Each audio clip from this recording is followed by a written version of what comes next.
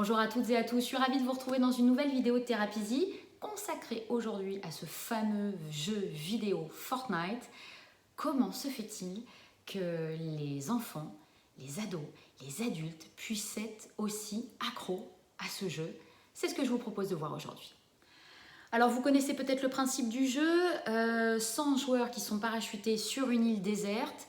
L'idée c'est de combattre et pour pouvoir remporter la victoire, pour pouvoir remporter la partie, eh bien il faut dégommer tout le monde. Donc c'est l'esprit de compétition à fond, c'est l'esprit de la gagne, c'est l'esprit du chacun pour soi. Alors pour fidéliser ces joueurs, évidemment Epic Games a très bien anticipé un petit peu avant le lancement de son jeu un certain nombre de choses. Donc pour fidéliser, eh bien, il a tout fait pour que le joueur se sente à l'aise et se sente satisfait. Et pour cela, il a voulu réunir en fait 3 qualités chez le joueur. La compétence, puisqu'en fait, plus le joueur va jouer, plus il va progresser. Deuxièmement, l'autonomie, c'est-à-dire qu'il va aller chercher par lui-même des options, il va pouvoir s'exprimer, interagir, il va pouvoir vraiment jouer tout seul, sans aucun autre apprentissage, sans qu'on l'aide. 3.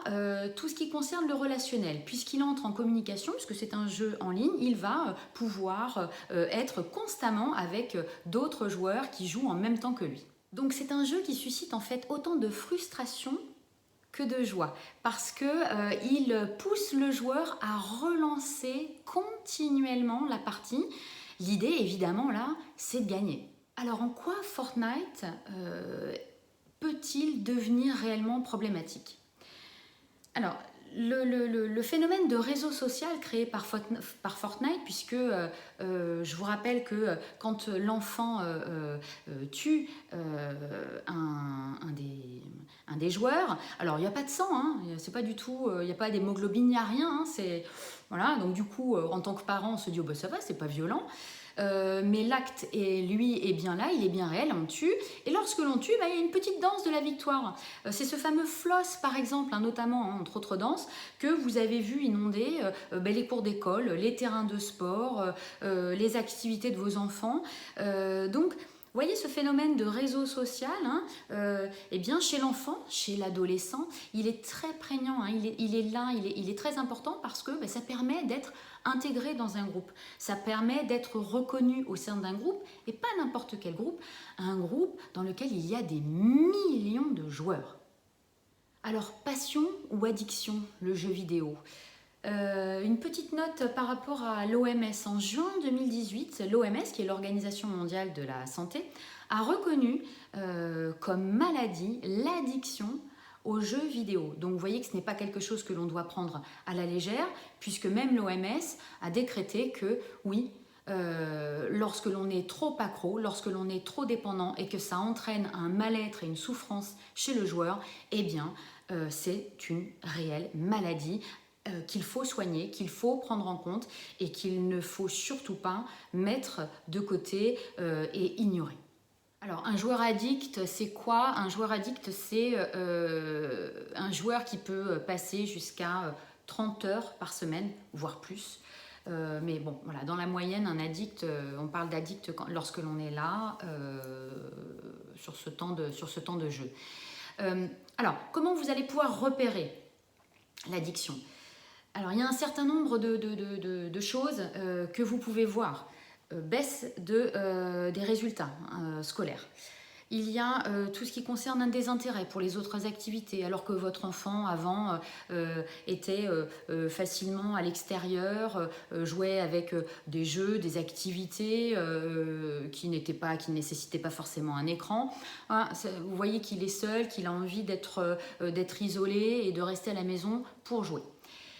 Ensuite, vous avez tout ce qui va tourner autour des troubles du sommeil, mais également des troubles alimentaires.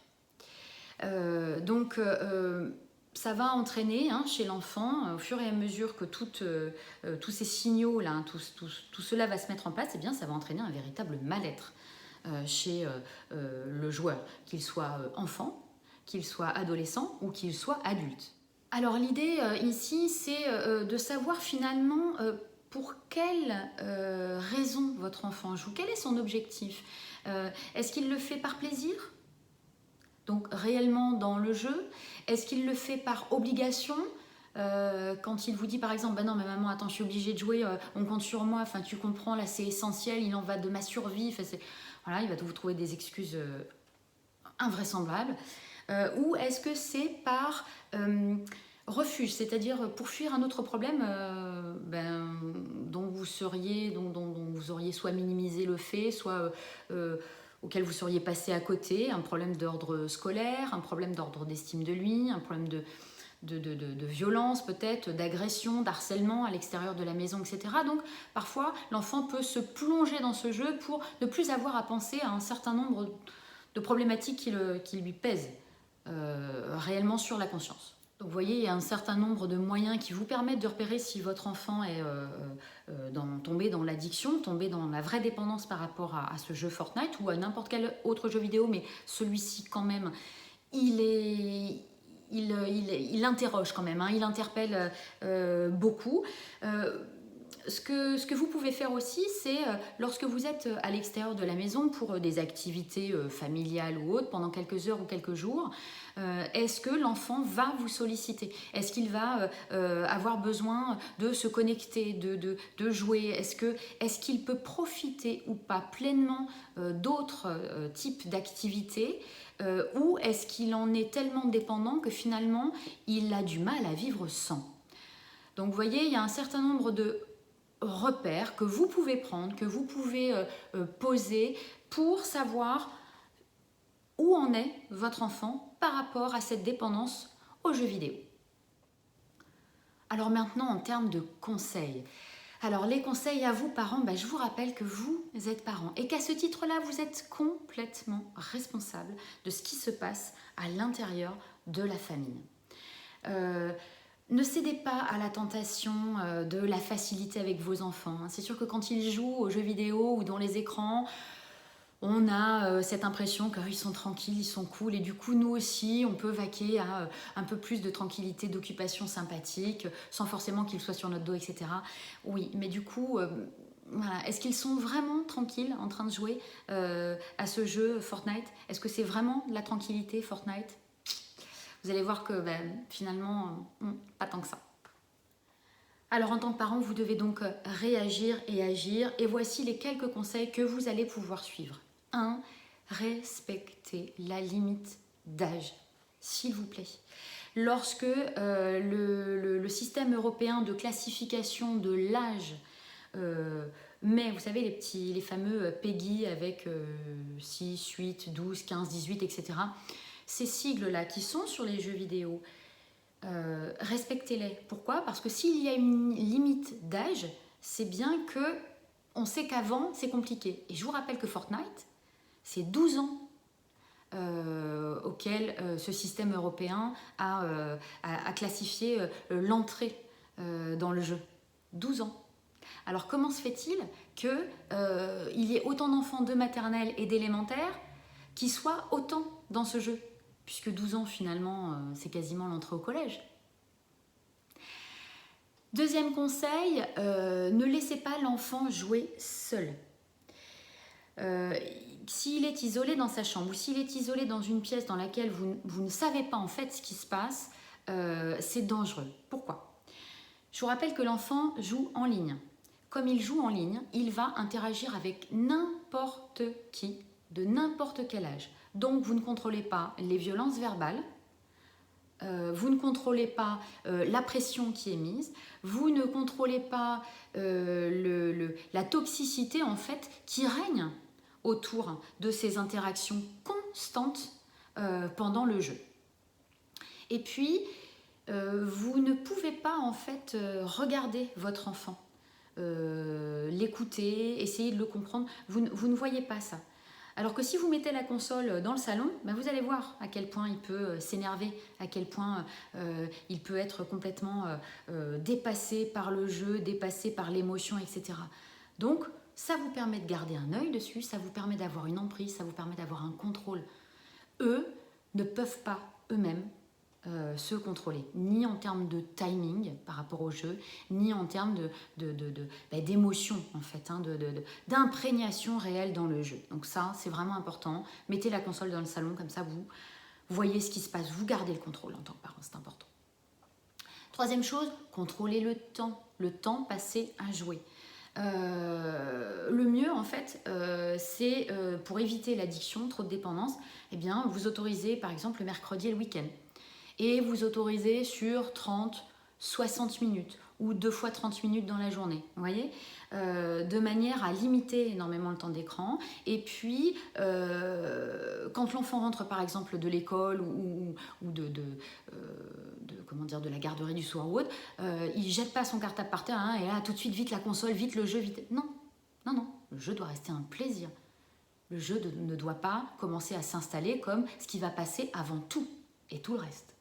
Alors les dépenses financières aussi liées au jeu, peut-être que vous ne vous êtes pas rendu compte, mais le jeu Fortnite, lui, il est gratuit, hein, son accès est gratuit. Par contre, les joueurs ont la possibilité de changer d'apparence, d'obtenir des options, alors qui vont de 10 à 100 euros. Et il faut savoir qu'en fait, ces options payantes n'incitent en rien, hein, ne changent en rien le jeu, hein, ça n'altère pas le jeu. Par contre, ça renforce en fait encore davantage l'impact par rapport à la place dans le réseau social, par rapport au groupe et par rapport à ce qui peut être dévalorisant ou valorisant, vous voyez, en termes pécuniers, en termes de position dans le rang social, etc. Donc attention à ça aussi. Dernière chose, dialoguez avec votre enfant. Interagissez avec lui, voyez comment il se sent par rapport à ce jeu, regardez comment il joue, la façon dont il joue, et puis mais vous allez très vite comprendre que ce jeu est un plaisir, et dans ces cas-là, pourquoi pas, avec contrôle, avec parcimonie. Le jeu par contre est une obligation, là il faut dialoguer, il faut voir, il faut prendre du recul, et le jeu est un refuge. Ah, qu'est-ce qui fait qu'on se réfugie dans le jeu? Quel est le problème? Et là aussi, il faut en parler, il faut creuser. Alors l'idée ici, c'est pas du tout de stigmatiser le jeu vidéo comme quelque chose de tabou. Le jeu vidéo doit faire partie des activités de votre enfant, mais nécessairement associé à tout un tas d'autres activités. Des activités à l'intérieur et des activités à l'extérieur qui vont faire que le lien, le vrai lien social, va continuer de se créer, va perdurer et que le contact et l'envie de pouvoir bouger, de voir du monde, doit rester quand même prédominant par rapport à ces jeux vidéo. Mon conseil, si j'en ai qu'un seul à vous donner, c'est soyez raisonnable. Soyez raisonnable en tant que parent. Autorisez avec modération, avec contrôle, avec autorité. Vous avez l'autorité. Et avec le dialogue. Si vous fixez des limites à votre enfant et à votre adolescent, si vous en parlez avec lui, et si vous ne dérogez pas à ces limites et à ces règles que vous vous fixez, alors le jeu vidéo ne sera plus une problématique à l'intérieur de la sphère familiale. Ça ne sera plus une source de conflit comme je peux l'entendre constamment à travers les familles et les parents qui me disent « mais ce jeu, on va tous devenir complètement dingues avec ». Eh bien, faites quelque chose. Et faites autrement, parce que jusque-là, ça ne marche pas. Comment vous avez fonctionné. Donc, le jeu vidéo doit revenir juste ce qu'il est, c'est-à-dire un jeu vidéo, un plaisir et non une dépendance, ni une source quotidienne de conflit dans votre quotidien. Profitez de vos enfants, profitez de votre vie, laissez-le jouer parce que ça doit être un plaisir. Et vous allez retrouver des moments beaucoup plus sereins, beaucoup plus calmes, beaucoup plus tranquilles. Et ce fameux jeu Fortnite ne sera plus au cœur de la problématique de la famille. Vous aura permis peut-être de vous repositionner par rapport à ce fameux jeu Fortnite et peut-être aussi par rapport aux jeux vidéo et au temps d'écran. J'espère que ça va vous permettre aussi d'y voir un petit peu plus clair et puis de permettre de retrouver des moments plus sereins en famille.